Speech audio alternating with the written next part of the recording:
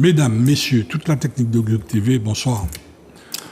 Aujourd'hui, on a le plaisir d'accueillir un invité que vous connaissez, M. Yvon Paquit, qui va nous expliquer des éléments en matière d'assainissement et autres, et qui nous permettra, on va l'écouter pour comprendre ce qu'il dit.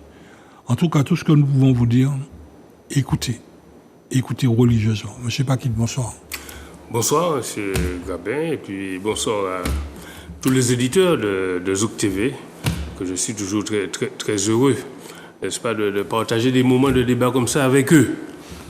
Merci encore. Ce sont des débats qui portent, je suis de retour, et beaucoup de personnes découvrent et apprennent des choses.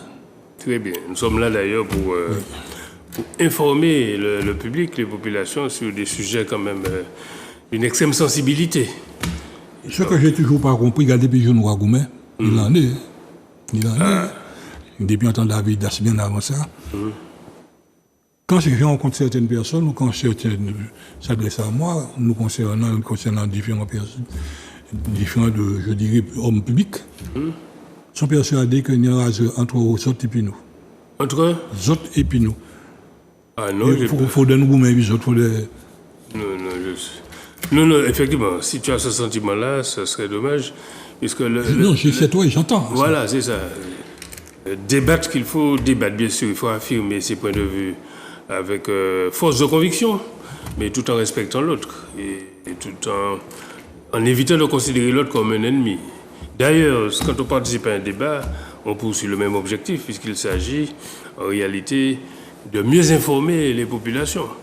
Et donc, quand on a tort accepter l'argument de l'autre, s'il est pertinent, mais tu as tout à fait raison, ce n'est pas un combat, c'est un débat.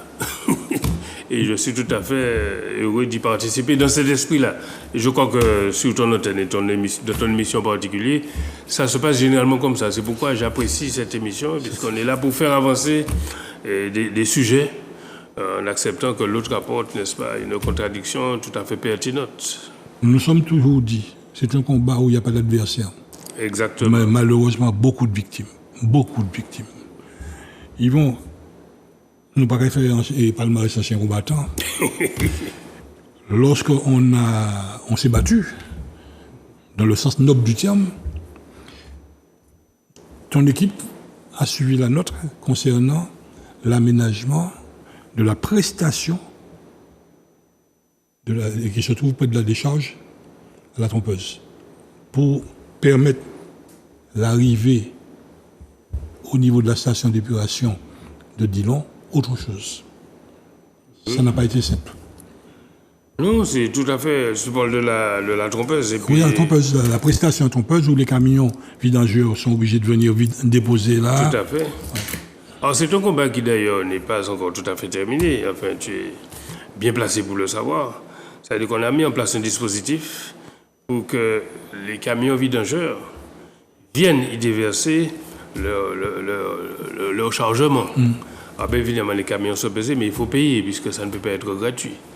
Et on nous signale, c'est de plus en plus rare, mais paraît-il que ça existe encore, que certains petits malins en profitent, on me dit parfois la nuit, pour déverser, n'est-ce pas, leur chargement dans la nature. Ça se fait de moins en moins. Ou même des fois dans la cité d'Ilon. Voilà, c'est ça. On m'a signalé certains cas. Alors, il y en a qui sont un peu plus malins, qui soulèvent les bouches d'égout et déversent, n'est-ce pas, leurs camions dans le réseau collectif, alors que ce n'est pas prévu pour cela. Et ce qui pose problème finalement à la station. Mais bien sûr, puisque ce n'est pas la même matière de vidange. Tout ce qu'ils prélèvent au niveau des fosses septiques, ça n'a pas la même consistance et ça peut créer des dysfonctionnements en aval dans le traitement de la station. Ça existe encore fort malheureusement, mais c'est de plus en plus rare. De plus en plus rare. Alors, le téléspectateur doit savoir, quand il fait vidanger sa fosse septique, le vidangeur doit lui donner un document certifiant qu'il a transporté le produit donc, dans un Euroquis, donc à la trompeuse, qu'il a payé, et qu'il ramène ce document, travaux exécutés. Et c'est à partir de là que le client doit pouvoir solder sa facture. Tout à fait. Je ne sais pas si c'est tout le temps. que cette procédure réglementaire. Mais c'est l'occasion, n'est-ce pas, de dire aux propriétaires de la fosse septique que sa responsabilité demeure engagée, comme tu viens de le préciser, jusqu'au déversement de la matière en un lieu tout à fait requis. C'est-à-dire que le propriétaire demeure responsable. Alors, par exemple, quelqu'un vient chez vous, vidange votre fosse septique, vous êtes responsable de la matière jusqu'à son déversement. Et que si cet individu, je répète qu'ils sont de plus en plus rares. Si j'étais à Dachakan. Si j'étais à Dachakan, c'est le propriétaire qui est responsable. Enfin, il partage la responsabilité. Et comme tu dis, la procédure fait qu'il faut que le propriétaire de la fosse septique ait la certitude, le récépissé, n'est-ce pas, de la traçabilité de la matière qui a été prélevée à son domicile. Alors, c'est très important de le rappeler parce que d'entrée de jeu, il faut rappeler aux gens qu'il y a 2 grandes filières de traitement des eaux usées, de l'assainissement. Il y a le réseau d'égout qu'on appelle le réseau d'assainissement collectif, puisqu'on est connecté, n'est-ce pas, sur un réseau, et puis il y a des stations qui traitent. Mais il y a aussi, et ce n'est pas moindre, les fosses septiques. Les fosses septiques, c'est-à-dire ce qu'on appelle l'assainissement individuel, qui doit également obéir à un certain nombre de règles qui sont bien précises, mais c'est également tout à fait autorisé. De règles concernant le fonctionnement des fosses, de règles concernant l'entretien de cet assainissement individuel. Mais je t'ai souvent entendu dire, et tu as tout à fait raison, que le plus grand danger pour l'environnement, c'est pas tellement le réseau d'égout qui est très surveillé, c'est surtout l'assainissement des particuliers. Les particuliers, parce que c'est beaucoup plus difficile à contrôler. On en parlait tout à l'heure, le vidangeur qui vient chez un particulier, qui vidange quand la vidange est faite, parce que parfois la vidange n'est même pas faite dans les délais requis. Et bien évidemment, il y a des centaines de fosses septiques. C'est plus difficile à contrôler que le réseau collectif. Et la menace pour l'environnement se situe davantage au niveau de l'assainissement individuel. Et c'est pour cette raison qu'il est très important de faire ce rappel que tu viens de faire. Il faut que le particulier s'assure que la matière qui a été prélevée à son domicile a bien respecté toutes les règles en matière de déversement, en matière de traitement, n'est-ce pas, de cette matière. Alors après ça, parce que beaucoup de personnes, ça se passe au niveau du WC, donc c'est caca, pour arrêter ça, c'est tout ce qui est en chiffon. On a beaucoup de pollution et la Martinique a subi cette pollution dans les années 50. Absolument. Où on a eu la typhoïde, on a eu la bilharziose, on a eu beaucoup de maladies par rapport au fait que l'assainissement n'était pas traité. Tout à fait. Ça s'améliore petit à petit, mais entre-temps, on est rattrapé par la patrouille. Il faut faire l'entretien des stations d'épuration. Pratiquement toutes nos stations d'épuration ne sont pas en conformité par rapport à la réglementation. Il y a des travaux à faire. Et là, aujourd'hui, nous sommes rattrapés par la patrouille. Il y a une vingtaine d'années de ça, nous, on militait déjà pour qu'on puisse récupérer les eaux en sortie de station pour l'utiliser dans l'agriculture, l'utiliser dans d'autres domaines. Tout à fait. Et aujourd'hui, au niveau national, des sommes sont déversées pour faire exactement ce que nous, on a demandé depuis un temps d'Abidas. Donc, d'Abidas Mouni a 22 ans. Tout à fait. Aujourd'hui, ça nous attrape. Est-ce que Fort-de-France, est-ce que la CACEM est prête pour ça? Tout à fait. Nous avons même des projets en cours. La réutilisation, REUT, réutilisation, n'est-ce pas, des eaux usées traitées. Traitées, oui. En sortie des usines. Voilà, en sortie de station d'épuration. C'est-à-dire qu'on a abattu, pour utiliser un terme technique, tous les éléments qui pourraient être nuisibles à l'environnement. Alors, en mars 2022, il y a un décret qui est sorti, décret gouvernemental, qui a fixé les règles de réutilisation. Pour l'agriculture, c'était déjà le cas, mais il y a un certain nombre d'interdictions. On n'a pas le droit d'utiliser ces eaux-là dans les habitations, dans les lieux publics, dans toutes les activités sanitaires, crèches, etc., écoles, etc. Donc il y a des règles très précises, mais pour l'agriculture, effectivement, ça se fait depuis très longtemps et c'est autorisé. Il y a une réflexion qui est en cours en ce moment, même il y a un projet gouvernemental qui date de mars 2023, enfin ces jours-ci. Oui, il est tout chaud. Voilà, tout chaud. Et qui vise à étendre l'utilisation de ces eaux issues des stations d'épuration, les eaux après traitement. Voilà. Et donc, l'extension vise quoi? On considère, surtout qu'en cette période de sécheresse, avec le changement climatique, et on a vu que tout récemment, en France hexagonale, il y avait, pas seulement chez nous, c'est-à-dire chez nous, on se plaint à raison en période de sécheresse, mais la France a connu une sécheresse beaucoup plus dure que ce que nous avons connu ici. Et le Canada aujourd'hui. Le Canada aujourd'hui. Donc, les gens commencent à se rendre compte que le changement climatique, c'est à nos portes. Il est là. Il est là et les effets sont visibles, etc. Donc, c'est pour éviter une utilisation extensive de l'eau potable qu'on essaie de favoriser l'utilisation, n'est-ce pas, des eaux usées après traitement, REUT, eaux usées traitées. Mais avant d'aller plus loin, tu sais que la technologie aujourd'hui permet, je n'ai pas dit que ça se fait déjà chez nous, mais la technologie aujourd'hui permet de réutiliser les eaux vannes, l'eau qui sort du WC, là, les eaux usées.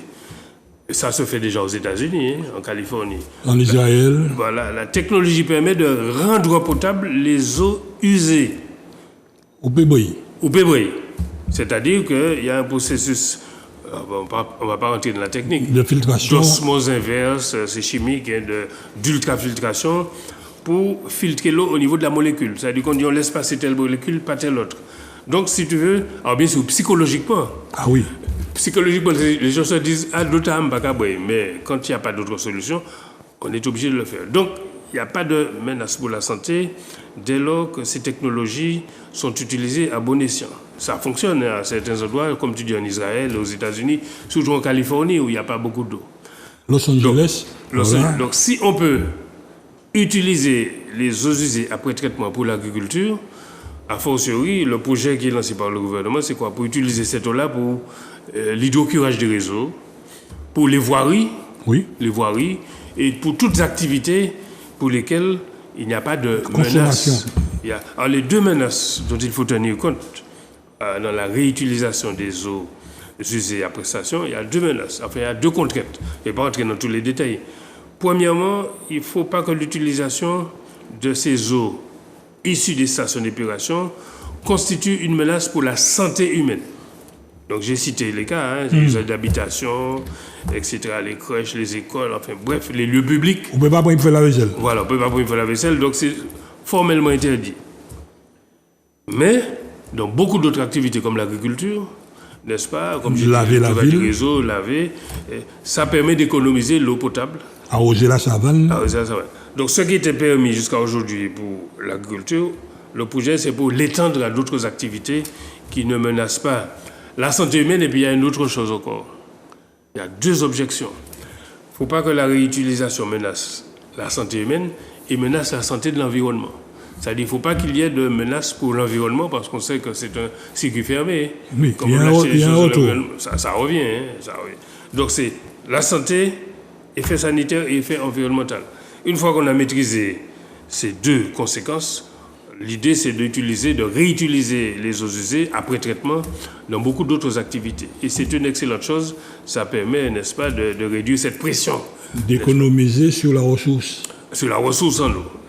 Alors, à ce niveau-là, Yvon, les choses évoluent, la science fonctionne. Nous avons eu le plaisir de visiter à Lunel une station qui s'appelle Libellule. C'est l'acronyme, enfin, il aboutit à Libellule. Libellule, en sortie de station d'épuration, il y a un système naturel, exactement comme en Bovenouan. On fait passer dans ce circuit tout ce qui est dans cette eau, qui fait tomber définitivement tout ce qui est chimique, donc traces pesticides et compagnie, et pharmaceutique. Ce qui fait que, arrivé dans le milieu naturel, on a une eau pure. Quand il a été dans la pluie. Tout à fait. Et nous avons voulu introduire cela en Martinique. Finalement, pour X raisons, dans deux terrains pour ça, X raison, ça n'a pas avancé. Alors, ils vont. Là, le moment est venu pour que le projet ait la fête. Alors, Parce que nous avons besoin d'eau propre pour justement réutiliser des. tout à fait. Alors, tu as tout à fait raison. Il y a les réseaux, comme je dis, collectifs. Il y a les fosses septiques traditionnels qu'on connaît, mais il y a aussi tout ce qui rentre dans le cadre de l'épandage. L'épandage, c'est-à-dire qu'on filtre les eaux usées par des couches susceptibles. Même il y a des plantes d'ailleurs. Oui, oui. Avec les racines, il y a certaines plantes dont les racines, n'est-ce pas, sont très denses et qui permettent de retenir, n'est-ce pas, la charge. Donc ça existe. La seule contrainte, c'est qu'il faut avoir quand même beaucoup de surface. Alors, pour en particulier en milieu urbain où il y a très peu de terrain, c'est difficile de mettre en place l'épandage. Mais dans le monde rural, ça peut se faire beaucoup plus facilement, l'épandage. Puisque, comme tu l'as fort bien expliqué, toute la charge est naturellement retenue et l'eau, d'ailleurs, si on a les nappes phréatiques, c'est tout simplement un filtrage naturel. Et les eaux de source qu'on trouve au fond, alors bien évidemment, parfois, c'est à des profondeurs importantes. Donc, il faut traverser plusieurs couches géologiques pour obtenir cette eau naturellement pure. Alors, il faut peut-être reprendre cette idée, tu as tout à fait raison. Il faut voir, dans le monde rural, je pense que dans le monde urbain, ça me paraît beaucoup plus compliqué pour pouvoir disposer. Pardon de t'interrompre, non, pourquoi? Je prends par exemple le bassin de Fort-de-France, le bassin versant de Fort-de-France. Le bassin versant de Fort-de-France, nous partons des gens d'Arlé, comme du diamant, qu'on croise de Timonta, tout ce qui est là, qui déverse pour constituer le bassin versant. Tout à fait. Nous prenons toutes ces communes-là. Si nous parvenons à faire fonctionner normalement les stations d'épuration qui s'y trouvent, dans la baie de Fort-de-France, on parvient à dépolluer. Oui. Exactement ce qui s'est fait à l'étang de Thau. Ah, L'étang de Thau, oui, les temps de non, l'eau. non loin de Lunel. Tout à fait. Toutes les grandes stations, et quand on dit stations, c'est des 8000 équivalents habitants, 100 millions, 200 000 équivalents habitants, donc il n'y a pas des mondes. Tout à fait. Ils sont parvenus à régler ce problème-là. Aujourd'hui, on peut consommer tout ce qui vit dans l'étang de Thau. Oui. À un moment donné, il y avait un interdit. Or, aujourd'hui, il est toujours interdit, c'est Darcier qui t'a fait étude là. Là, il peut des derniers suivis à Eténia. La baie de Fort-de-France est formellement interdit de pêcher et de consommer ce qui vit là. Alors, tu sais pourquoi? Oui, il charge métaux lourds, il charge tout ça. Voilà, métaux lourds, et puis surtout, la molécule de chlordécone. Oui, Parce que, tout modèle, il complet. Voilà, c'est complet. Mais c'est une protection. Mais il y a eu beaucoup de progrès effectués. Je rappelle d'ailleurs, pas seulement sur Fort-de-France, la station d'épuration qui se trouve à Dillon. Dillon, derrière le stade. C'est plus de 100 000 équivalents habitants. À l'époque, les effluents de la ville de Fort-de-France, à l'époque, tu sais, il n'y a pas longtemps, ça fait à peine une 40 ans. même pas 40 ans. 30 ans. Tu sais qu'il y a une station au centre-ville. L'après Simon. Mon pompe caca. Bon. Mais il n'y a pas ni traitement là. Hein. Non, c'est pompé, j'étais l'envers. C'est pompé. C'était. Oui. C'était pompé. Ça fonctionne de base, c'était ça. Voilà. Ça fonctionne de base. C'était collecté un réseau sous vide, réseau qu'on appelle réseau Gandillon. À un moment donné, d'ailleurs, c'est encore aujourd'hui, la ville de Fort-de-France, toute cette partie-là, Toute la partie basse. c'est en dessous du niveau de la mer. Et il n'y a pas un écoulement gravitaire des effluents. Non. Autrement dit, pour faire avancer les effluents jusqu'à cette station d'autocurage, c'est sous vide. Donc tu te souviens, il y a les gens qui descendaient, qui faisaient le vide, et quand tu fais le vide, ça avance pas à pas. Là maintenant, nous avons mis un système automatique pour ouvrir les vannes, c'est-à-dire que tu mets sous vide section par section pour faire avancer. Et tu arrives à la station d'autocurage de la Pointe-Simon, le réseau Gandillon, il n'y avait plus que 2 au monde qui fonctionnaient. C'était chez nous et au Canada. Je ne sais pas si ça fonctionne encore au Canada. Si tu vas faire visiter le centre d'autocourage, tu vas voir comment c'est nickel, ça brille. Alors justement, à ce propos, permets-moi de féliciter l'équipe qui travaille là. Ah oui, c'est un bouquin vieux fait, c'est d'une beauté. Ah ouais. C'est d'une beauté. Alors peut-être qu'il faut que nous soignions l'extérieur du bâtiment. Non, mais pas seul, je parle de l'outillage à l'intérieur. L'outillage, c'est nickel. C'est d'une beauté. Et quand il y a des pièces qui sont en panne, les gars refont les pièces. À la main, C'est quelque l'huile de chose- coude. C'est devenu un élément véritablement patrimonial. C'est un patrimoine, un gros patrimoine. patrimonial. Mais pour revenir au traitement en tant que tel, je te dis, ça ne fait pas de traitement. Donc, les effluents arrivaient Ils là. pompent. Et jusqu'à il y a une vingtaine d'années, les effluents, il y avait un dégruilleur pour enlever Les gros. les gros. Et puis c'était balancé dans un émissaire en mer. Un émissaire en mer à très loin, c'était à 700 mètres, il y a 300 mètres. C'était même de grande profondeur. Je n'ai pas donné de chiffres pour ne pas dire de bêtises. Mais c'était très loin et très profond. Ce qui fait qu'il y avait une dispersion de la matière. Et bon, ça disparaissait. Mais on avait un retour dans l'assiette. Poisson, on était maintenant, nous. Alors, oui. Mais comme si tu veux, c'était placé dans le sens des courants. Donc c'était véritablement porté au large. Donc il n'y avait pas de risque pour les autres baignades, etc. Mais depuis 30 ans, alors il faut rendre hommage qui avait pris cette décision. Césaire, hein, on va dire, on n'a pas trop parlé de Césaire, mais il est là. Il a dit, bon, il faut qu'on progresse sur ça parce que c'est la santé des Martiniquais, parce que comme, des gens comme toi, avec raison, disaient que peut-être que ça peut revenir dans l'assiette. Il a émis l'idée de ne plus balancer, même s'il y a un émissaire qui est à 300 mètres et qui a prouvé son efficacité. Et tu sais que les effluents qui arrivent à la Pointe-Simon, tu sais où ça va maintenant? Dis-donc. Ça passe sous, écoute-moi bien, sous la savane, sous le port. Ça passe à Gant, ça monte la pente. Ça passe sous la rivière Monsieur. Oui, monsieur. Sous la rivière Monsieur, tu vas le travail pour aller à la station de Dillon qui est traitée. Donc il n'y a plus de rejet dans la baie de Fort-de-France venant de la station d'autocurage. Ça, c'est quand même, on n'en a pas beaucoup parlé, mais ça, c'est quelque chose, donc ça a coûté cher. Mais il n'y a plus de rejet. C'est pourquoi les eaux de baignade, la française, etc., même à Chelcher, sont de bonne qualité, sauf si jamais il y a un accident. Mais en tout cas, ça fonctionne bien. Et d'ailleurs, nous avons laissé l'émissaire. L'émissaire était qu'on l'a au cas où, etc. Donc, c'est Césaire qui avait pris l'initiative de renvoyer tout ça à Dillon. Quand je dis 30 ans, oui, 30 ans, 20 ans, une vingtaine d'années, entre 20 et 30 ans. Oui, 30 ans. Voilà. Donc c'était pour rappeler ça, qu'il n'y a plus de rejet. Et que tu n'as pas vu, c'est pour cette raison que les gens, tu descends à la française, en bas du Fort Saint-Louis, le matin, 5 ou 6 heures du matin, il y a plein de gens qui vont faire leur brasse, qui vont nager parce que l'eau est de bonne qualité. Ça, c'est ton regard à toi. Alors, mon regard à moi, Attends. mais Pourquoi je je n'ai pas dis ça? fini. Oui, Pour vas-y. dire, il y a le côté sanitaire. J'ai dit tout ce qu'il a fait, mais il y a des incidences économiques. Alors, bien sûr, comme tu dis, on ne peut pas tout pêcher parce qu'il y a certains. Il y a des métaux lourds. Il y a des métaux lourds et là, ça reste au fond. Mais la baie de Fort-de-France, après tous ces travaux qui ont été faits, Fort-de-France, mais c'est également au niveau de l'espace sud, hein, de Plaisance d'Arlé, etc., fait partie, a été accepté dans le club très fermé des plus belles baies du monde. Les plus belles baies du monde. Et quand on dit plus belle baie, ce n'est pas la beauté géologique, ce n'est pas la beauté géographique, c'est la beauté, mais également la qualité des eaux. Et d'ailleurs, je m'étais rendu au Sénégal parce que c'est une association internationale.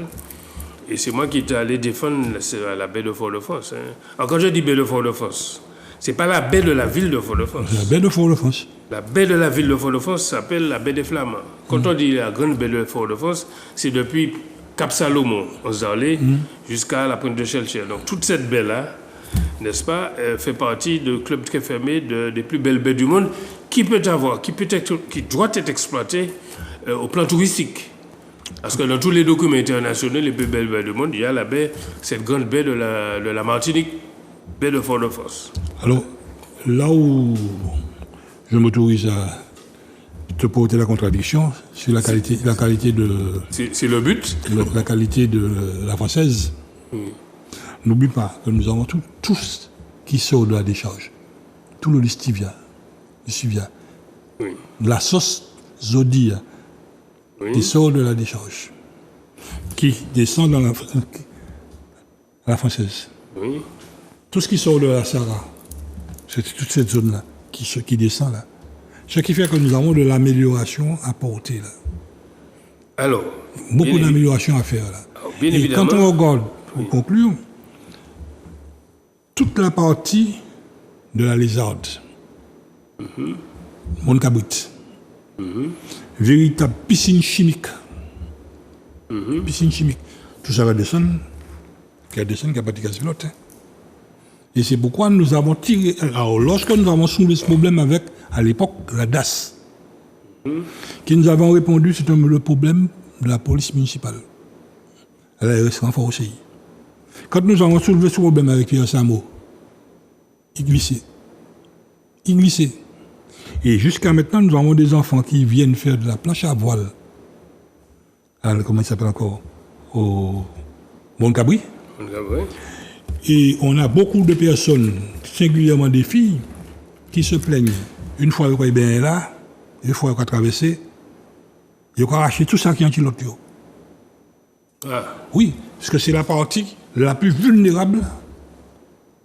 Là où l'on met, regarde dans le bouc à plonger, ce n'est pas lui pour garder premier. Pour ça, c'est de l'eau à pop. S'il vous plaît bien, c'est madame là pour garder. Si l'on regarde madame là qui a arraché tout ça qui est antilope, il y a un problème. Dit tout le monde, dégagez pas là. Et nous avons demandé à Samo et Fort de Force tout le monde de payer une navette pour emmener nos enfants au large que fait planche à voile là. Jeudi, ça n'a pas fait. C'était ce que je voulais te porter comme précision sur ce combat qu'on a mené et qu'on n'a pas fini de mener. Alors, tu as tout à fait raison, c'est un combat permanent, l'environnement. Mais il y a eu des avancées que tu me permettras de rappeler. Oui, non, il y a eu des choses de fait. Les eaux de baignade de la Française qui sont contrôlées, non pas par moi, non pas par la CACEM, c'est contrôlé par l'ARS. Et c'est des eaux de baignade de qualité, telles que l'ARS. Pourquoi? Qualité telle que l'ARS veut le dire. Bien sûr, c'est l'ARS, c'est l'organisme qui est chargé de contrôler. Alors peut-être qu'il faut aller beaucoup plus loin. Ces pays, nous, ils vont. C'est nous, c'est nous. C'est comment nous allons descendre là-bas, tout ça. Tout à fait, mais c'est pas la première fois que tu dis ça, j'ai fait des vérifications. Enfin, quelles sont les actions que nous avons apportées? Premièrement, les lixiviats de la trompeuse. Il n'y a plus, enfin. Il y a quand même. Mais il a. Ça a été exploité pendant des années, bien évidemment, ça ne disparaît pas. On a pour 50 ans là encore. Mais depuis 2002, quand on a lancé l'usine d'incinération, que j'ai pilotée d'ailleurs avec le docteur Alika à l'époque, et nous avons dû convaincre les associations de défense de l'environnement, ils ont accepté, parce que ce n'était pas évident d'ailleurs, d'accepter l'incinération. Ils ont accepté tout simplement parce que ça permettrait de fermer la trompeuse. Donc ça a été lancé en 2002, 1er avril 2002, où la trompeuse est fermée. Alors bien évidemment, il faut le temps que tout ceci se vide, mais ce projet d'incinération des ordures ménagères, qui n'a aucun déchet liquide. Il n'y a pas de rejet liquide. D'ailleurs, c'est l'option industrielle que nous avions retenue. C'est-à-dire qu'il y a des usines d'incinération qui peuvent avoir du rejet liquide, le lixivia. Quand tu viens dans la fosse et que tu lâches les ordures dans la fosse, il y a la sauce. Il y a un jus. Eh bien, nous nous sommes arrangés, il n'y a pas de sauce. C'est-à-dire que le jus est prélevé, ça renvoie à la station plus bas. Donc, il n'y a pas de rejet liquide. Il n'y a pas de rejet solide, c'est ce qu'on appelle les mâches-fer. Quand tu as brûlé, il y a quand même une sorte de charbon, etc. Qui peut être d'ailleurs utilisé pour les soubassements de route. Ça s'appelle les mâches-fer de qualité V, c'est-à-dire valorisable. Donc c'est le mâche-fer. Et puis, il n'y a pas de fumée. C'est-à-dire que ce qu'on voit sortir de la cheminée, ce n'est pas de la fumée, c'est de la vapeur d'eau. Donc, autrement dit, cette usine d'incinération qui a été lancée le 1er avril 2002, c'est-à-dire il y a 21 ans actuellement. Alors, j'étais dans le projet, puisque nous étions deux à la ville de Fort-de-France. Le patron, c'était qui? Le docteur Aliker. C'est quelqu'un dont on ne pouvait pas soupçonner, n'est-ce pas? Il y avait un grand souci de la santé, c'était un médecin. Alors, et puis j'étais à côté de lui, jeune à l'époque, pour suivre ça. Et dans chaque commune, il y avait 2 personnes. Et donc cette usine fonctionne et ça permet, si tu veux, de mettre un terme à la pollution venant de la trompeuse. D'accord? Et depuis, n'est-ce pas, le lancement de cette usine, on a constaté, tu as tout à fait raison, une amélioration sensible de la qualité des eaux. Alors bien sûr, ce n'est pas Montcabrit, parce qu'en termes de courant, c'est un peu en amont. Mais la trompeuse, tout ce qui sort de la trompeuse, même le reliquat, le lixivia, là, ça, c'est emporté par les courants parce qu'il y en a beaucoup moins. Il y en a beaucoup moins, etc. Mais il faut rappeler aux uns et aux autres que l'usine d'incinération, ça a été très difficile à faire admettre. C'est pourquoi tu as raison de dire qu'il faut vraiment communiquer. À l'époque, quand nous avions lancé l'idée d'une usine d'incinération, pourquoi l'usine d'incinération? La Martinique produisait, c'est encore le cas aujourd'hui, Nous avons 375 000 tonnes de déchets. 375 000 tonnes de déchets qu'on produit par an. Ça n'a pas diminué. Non. Ça n'a pas diminué. On ne peut pas faire disparaître ces déchets uniquement par l'enfouissement d'ailleurs. D'ailleurs, les décharges à ciel ouvert sont interdites depuis Nous ne 2000. sommes pas venus les faire fermer. Voilà, donc on a tout fermé. Mais on est en train de le recréer au Robert. Nos Robert, ce n'est pas une décharge à ciel ouvert. Ah, ils ont ouvert. Non, ça s'appelle un ISDND. Ah, Mandou, ils ont ouvert. Il faut apporter la précision.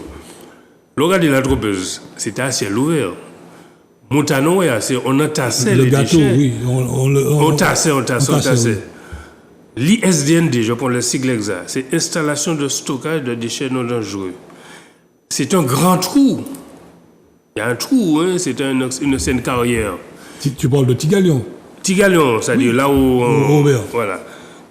Qui respecte les normes réglementaires. C'est-à-dire qu'il fallait qu'il y ait une profondeur suffisante. Il fallait mesurer la nature du sol pour qu'il n'y ait pas de percolation, pour que ça n'aille pas dans la mer. L'étanchéité. Mais on continue à comprimer.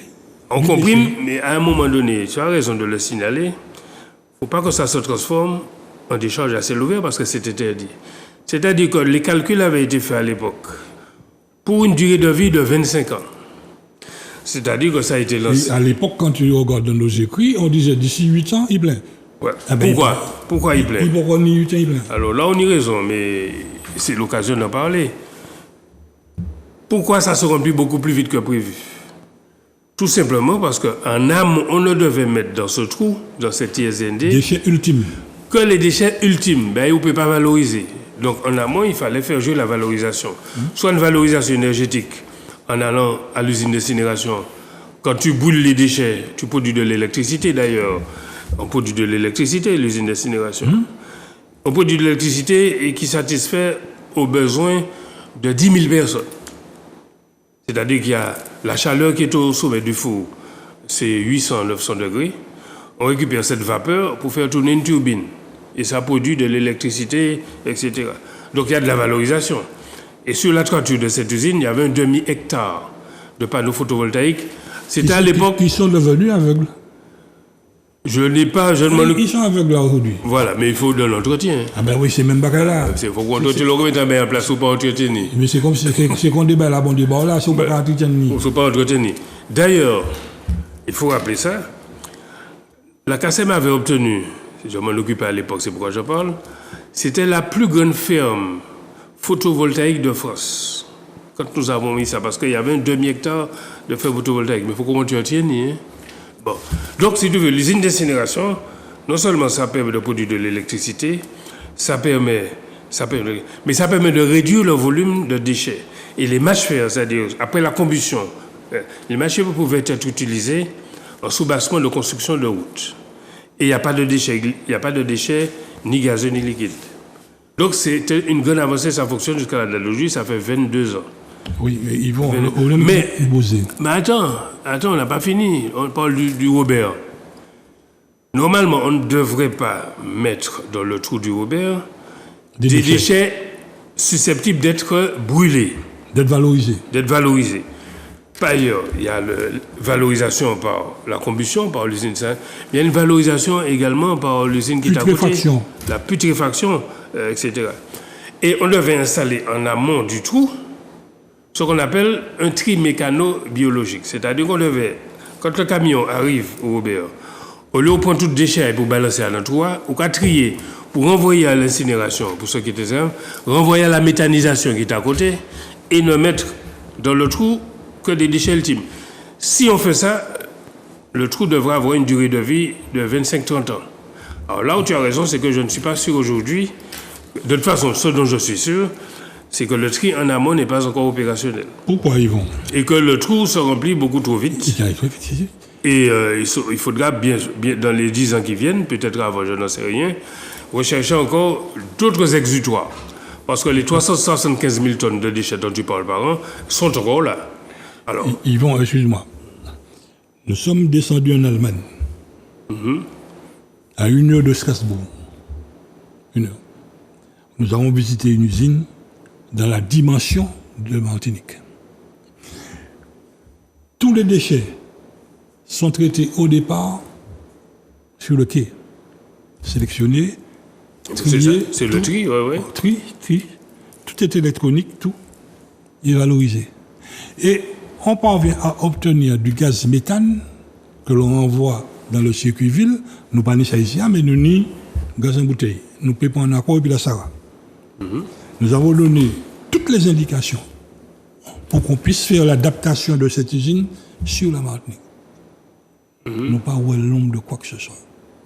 David Zobda, nous t'ai mené visiter l'usine là. Oui. Jusqu'à maintenant, ça n'a pas été fait. Et plus grave, entre-temps, il nous est arrivé le phénomène de sargasse. Nous avons interrogé le fabricant, les analyses en main tout, il nous a dit, pas de problème, nous pouvons prendre 85 tonnes de sargasse déshydratée, parce que là, au point où déposer en ce côté, il a senti la même. Ah, absolument. Lorsque tu le déshydrates en mer, on fait entrer dans des cuves, on fait mes cuves là, ce n'est que lorsque l'on traite, on veut cuves là, il a descendre, et comme la dépression, il a dit toute l'odeur.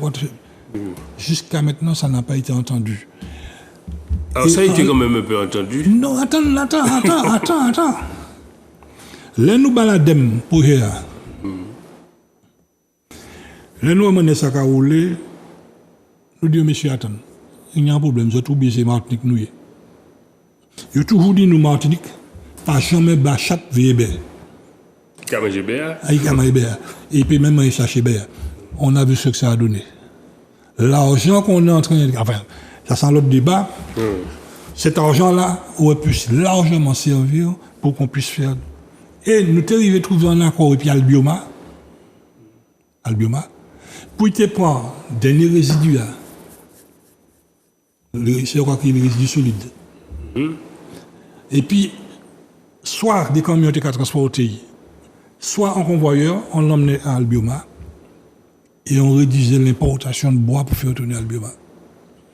Et bien, finalement, tous ces bagailles-là, soit trop fort, là nous avons passé pour glasser les États, soit trop fort pour Koyo, soit trop fort pour le personnel là qui est soit ces messieurs, passez-moi l'expression, ils n'ont rien à foutre de la Martinique.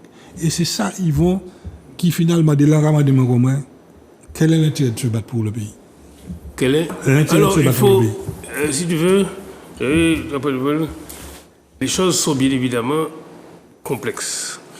Mais il faut retenir cette formule, nous n'avons pas appris, ni toi ni moi, Non. Nous n'avons pas appris à désespérer de notre peuple. Et nous n'allons pas désespérer.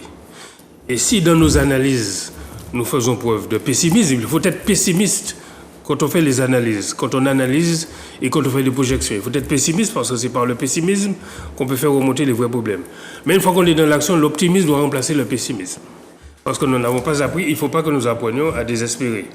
Donc, il faut, pour le problème que tu viens de poser, c'est vrai que les sargasses, il y a une jeune entreprise, le jeune Martiniquais, c'est pourquoi il ne faut pas désespérer, qui sont en train de réfléchir quant à la possibilité de récupérer les sargasses par la pyrolyse.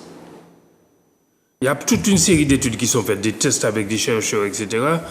L'entreprise n'a pas encore d'existence opérationnelle. Pourquoi? Mais ils sont en contact avec des chercheurs, avec l'ADEME, etc.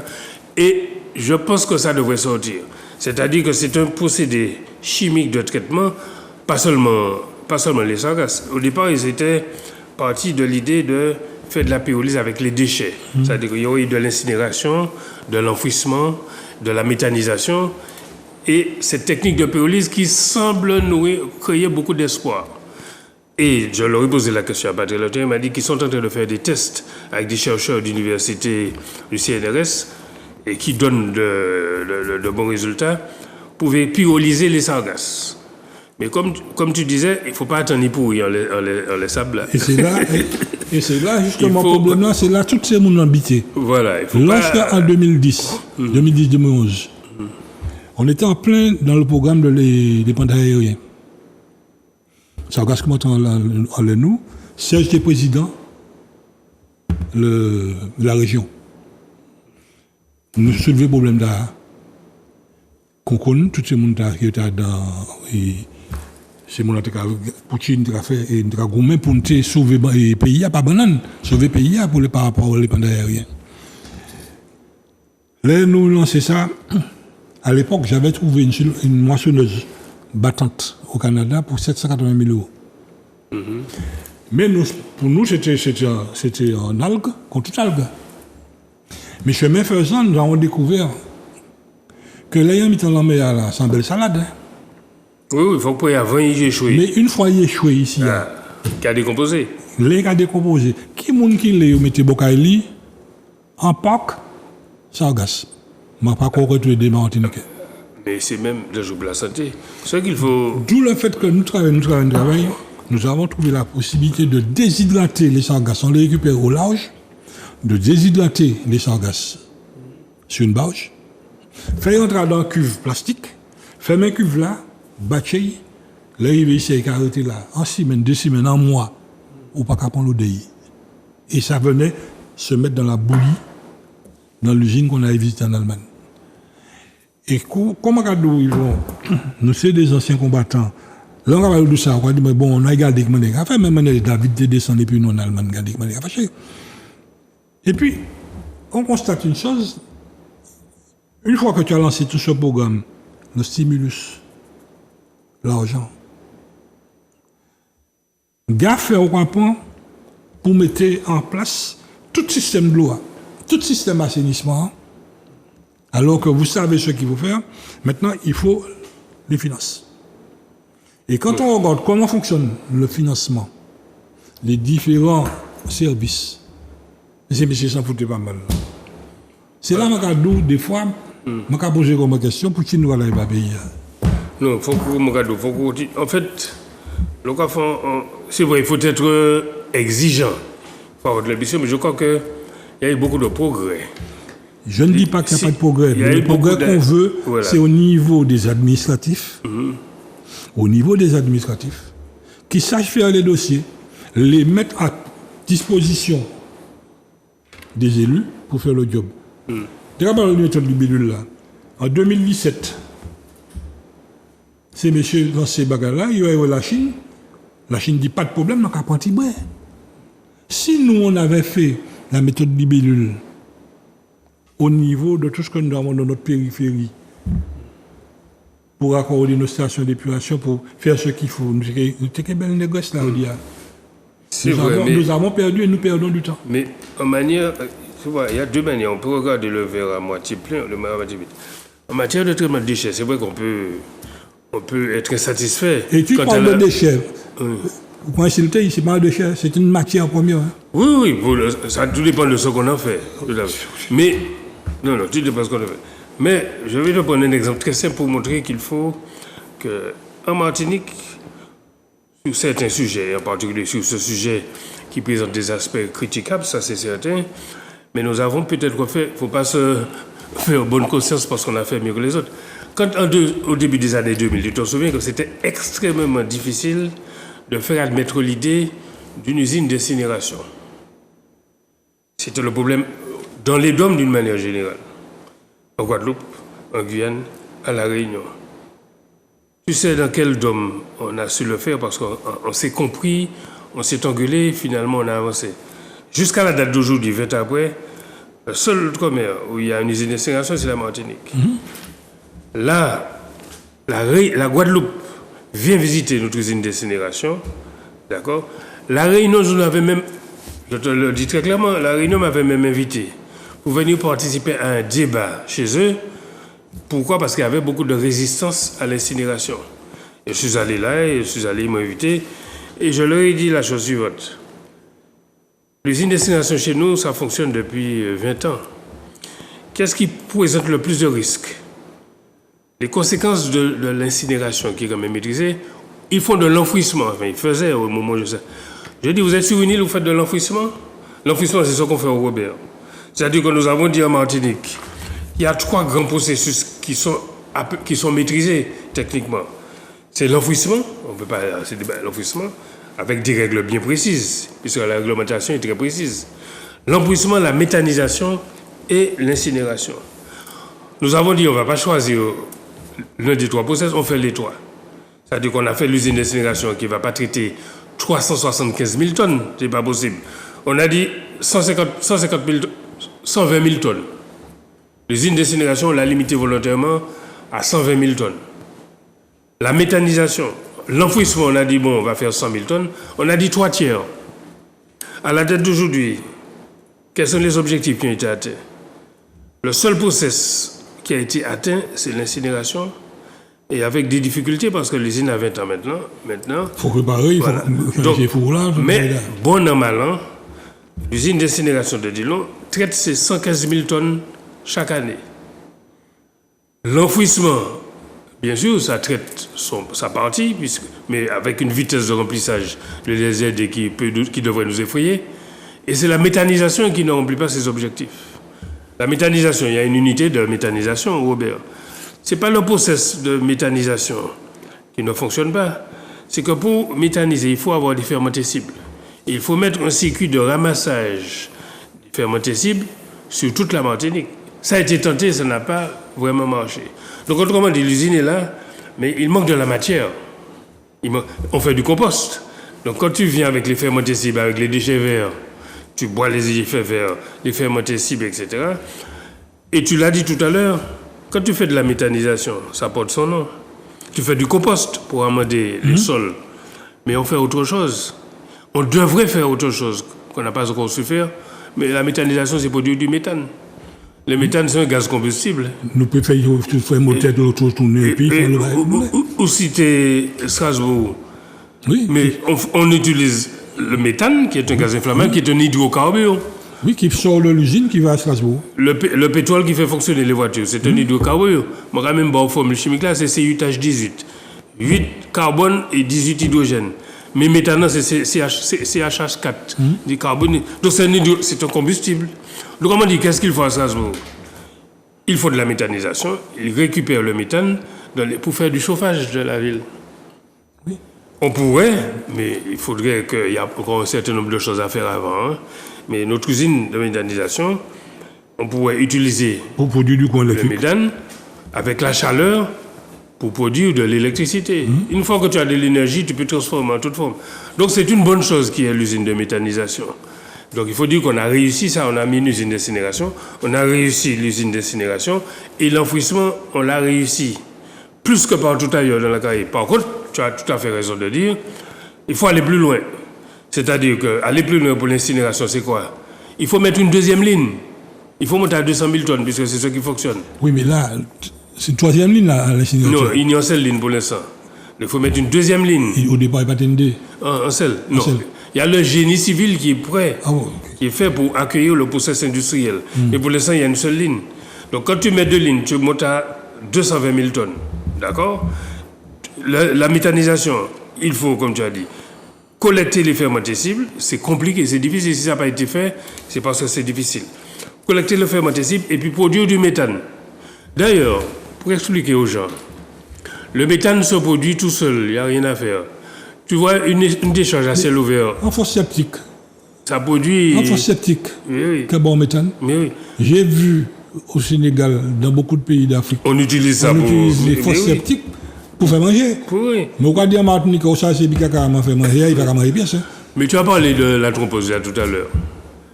Toutes les décharges à ciel ouvert qu'on a fermées, mais c'est encore en activité. C'est-à-dire qu'il faut mettre des puits, oui. Et pour aller faire le méthane, ça produit encore du méthane.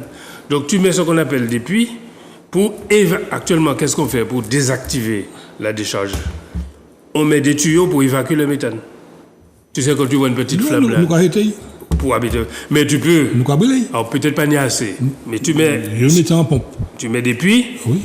Tu récupères le méthane. C'est encore actif. Et quand tu auras véritablement tout épuisé, on pourra considérer que la décharge est morte. Mais il y a encore des progrès à faire dans la méthanisation, production d'énergie d'ailleurs. Et puis il y a encore des progrès à faire, comme j'ai dit pour l'ISND, l'enfouissement. Mais j'ai dit que pour la Martinique, nous sommes une île. L'enfouissement a des limites. Non seulement ça a des limites, mais le danger de l'enfouissement, chaque année nous avons des diamants, c'est plus.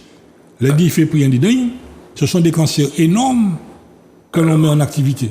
À la différence, tu parles de Céron. La Céron. Céron, c'est une décharge à ciel ouvert, c'est pas un centre, c'est pas un bar bataille. Non, mais d'accord, mais t'as Robert, là, il pris Ni un bâtiment. là, il pris des faits là. Il a pris des faits deux fois, deux, trois fois. Oui, mais ça a dans un trou. La fumée à l'égal. Oui, oui. C'est là, là. Mais faut pas y prendre du fait. C'est là, là, gaz, t'as l'eau respiré. Je suis pas, Au complet. moi, pas pour l'enfouissement. Mais si tu veux, pour que l'enfouissement fonctionne bien et pour qu'il n'y ait pas de départ de feu, il faut tout simplement pas mettre dans le trou des choses qui peuvent être incinérées, des choses qui sont susceptibles d'être brûlées.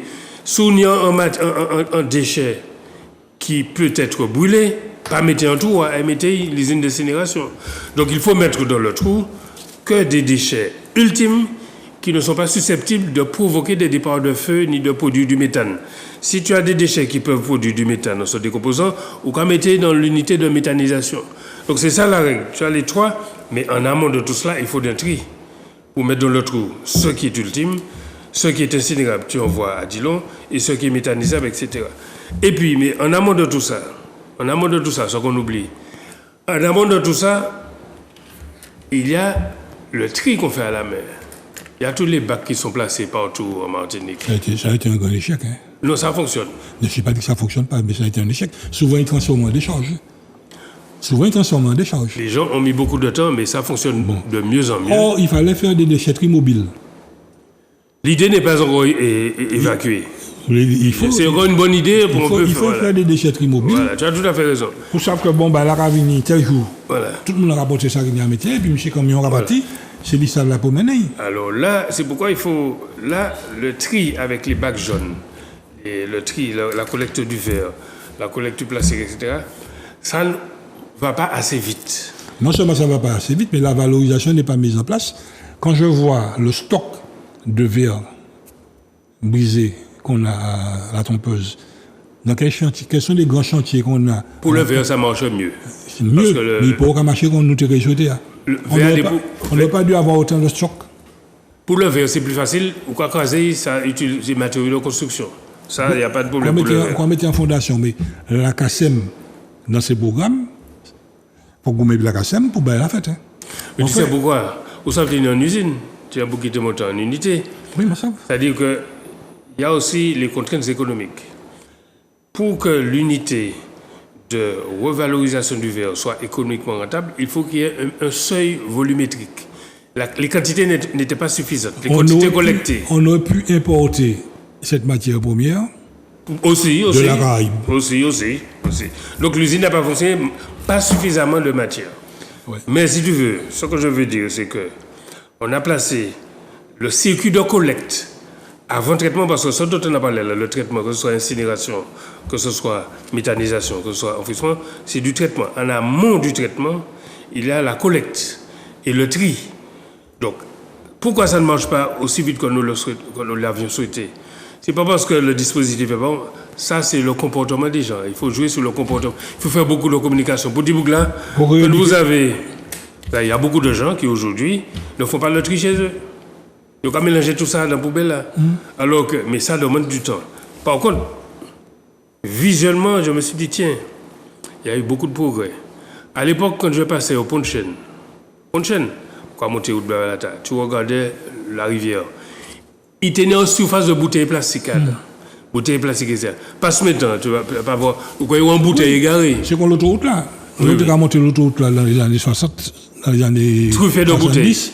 Où tu as dans des charges. Voilà. Bon, là maintenant, c'est pourquoi je dis qu'il faut. L'autoroute là, il y a des choses qui se font. Il faut, voilà. Mais là où nous disons qu'il y a un frein, qu'il y a un gros frein, les administratifs qui travaillent avant tout autres, pas qu'à base de la matière, pour permettre de aller devant. Et ces administratifs là, nous connaissons nous savons, nous avons des réunions, nous pas qu'à hésiter en seconde, nous entrons là pour dire ces pays autres, les hommes, c'est ce qu'on fait là. Mais lorsque nous voyons, là, prenons l'exemple des fonds européens, ni là, quand je vois qu'il y a deux instances, une la CTM et une les fonds européens qui sont dans la CTM, et ils ont fait ça, si vous parlez trop fort, ou bien ça. Donc finalement, ça fait qui reculer la Martinique? Bon, enfin, en attendant, nous sommes là pour dire, nous là, je pense avant ma partie, avant ma une période d'habitation là, Donc, il peut dire, nous faire des bagailles. Exactement. Mais ça qui vient du nous balance, réchauffement climatique là. Exactement. Ils vont, si on a une conclusion pour faire. Alors, la conclusion, c'est que c'est vrai, on a commencé par l'assainissement, etc. En matière d'environnement, en matière de changement climatique, c'est un travail de longue haleine. Pourquoi? Parce que ça joue sur des comportements humains. On a parlé, n'est-ce pas, du tri. Les comportements humains, ça demande du temps, ça demande de la communication. Donc il y a encore beaucoup de choses à faire, ça c'est vrai, c'est un travail. Mais il faut quand même reconnaître que beaucoup a été fait. Et la dernière chose que je voudrais dire, c'est que je ne voudrais pas qu'on jette trop la pierre sur les administratifs, parce que Toi, pardon, c'est toi. Tu es leur patron, c'est normal. Mais moi, qui mon devoir premier de contre-pouvoir, c'est d'y mettre en accusation. Tout à fait. Mais si tu veux, ce sont les patrons, les élus qui doivent obtenir des choses de leurs administratifs. Donc c'est ce que je voulais dire. En tout cas, ce que je voulais dire pour terminer, c'est que je salue, c'est pas parce que nous sommes en face, le travail que les associations de défense de l'écologie, notamment ton association, mais comme les autres, c'est maintenant que les gens commencent à comprendre l'intérêt de ce combat-là. Tu vois, c'est parce que tu n'as pas désespéré. Si tu avais, il y a une trentaine d'années, les gens ne comprenaient pas le message. Si tu es désespéré ou tu es laissé tomber. Les gens ne comprenaient pas notre stratégie. Mais là, maintenant, les gens comprennent. Je pense que le problème de l'écologie, le problème du changement climatique et tout le travail que vous faites depuis 30-40 ans, c'est mieux compris aujourd'hui. Donc, c'est de nature à nous donner véritablement une nourriture de l'espoir.